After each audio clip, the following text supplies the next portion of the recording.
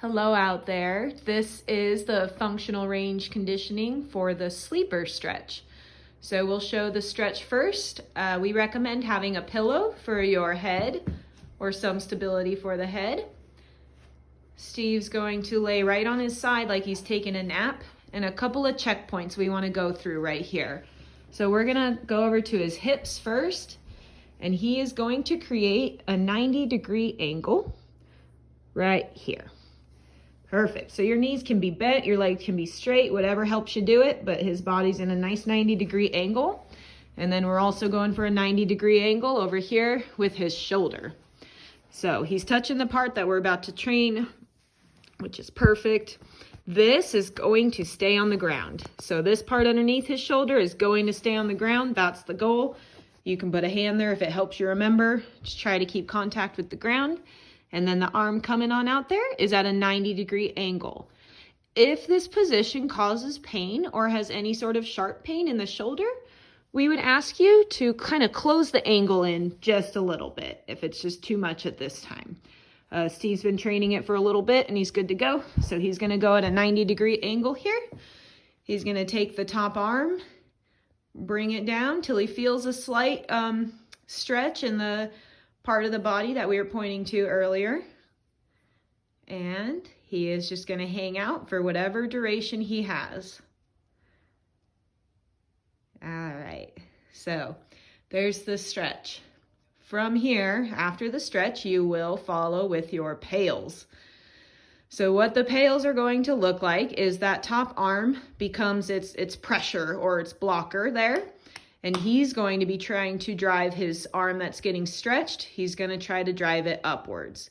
So the irradiation happens. He'll take a deep breath, squeeze in the stomach first, and then start pushing up. So these are the pails. You will ramp up, really focusing on keeping that shoulder on the ground. Keep that contact, ramping up for the time that you're supposed to ramp up. Give it what you got. After the pails, you will go into your rails. What the rails will entail is you will be squeezing just as much, and he will try to bring that hand of the arm that's getting stretched. He's going to try to actively bring it down towards the ground. And he's working really, really hard right now. He used that other arm on top to kind of guide it in the direction he's trying to go, maybe give it a little more. So these are his rails. He's trying to close that angle down. Still keeping the shoulder on the ground, all that good stuff. And then he's going to let go and relax. And that is the end of the rails. Pails pushing up, rails trying to bring that hand closer down to the ground. All we're thinking about the whole time is that shoulder capsule, getting all the meat off of it and doing the work. Next realm of it, you will start your actual conditioning part. So the first thing we're going to do is a hold. For the holds, we'll ask for a certain number of seconds. That is a certain number of successful seconds. So as that joint wants to give up and not be holding anymore, that is where you would kill the count and then pick the count back up. So what it would look like is Steve's going to go ahead and lay on his stomach and bring his arm back in that 90-degree angle, the one that he was just stretching. So hopefully you can lie like this. If the lying like this doesn't quite happen and it's too uncomfortable, we'll give you a new thing to do. But here he is, and Steve is going to try to lift his lower arm up off the ground. So what this would do is make that shoulder capsule in the front have to recruit some motor units that might be new and might be different. So Steve would accumulate however many seconds we ask him to accumulate here. And one thing to notice here is if your elbow starts peeling off the ground, maybe it's time to kill the counting. Coming off the ground and that training, you're squeezing, but nothing's really happening, that is okay. Or another option is if you're somebody that needs to see something peel up off the ground to know that it's working in there, you would just simply rotate your body a little bit. So I'll get Steve kind of rotating his body up.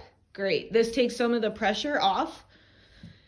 And then let's see if he can lift and do a hold like so. There you go. So same thing. And it just looks like he's able to come off a little bit higher now because he took some of the restriction off by having his whole body in the ground. Cool. And then go ahead and lay back down, baby, or whatever way you want to do it. Oh, no. That's and then we'll describe the taps. The taps. Cool. And then going into the controlled taps, if you're there, they would look something just like little mini lifts, but with as much control as you can muster. So you might have a number of taps to do. You might have an amount of time that you'll be trying taps. So the whole goal here is to lift it up in control, obviously, and lower it down in control. If cramping starts to happen during this time, know that it's normal. If pain happens, we want you to back out of it. If cramping happens, go ahead and come out for a little bit if you need to, and then come on in if you can. And Steve's doing a good example here where he's kind of started to hit failure with his body blocked off like that. So in order to finish this training, he's going to rotate the body out to make it a little bit easier on himself.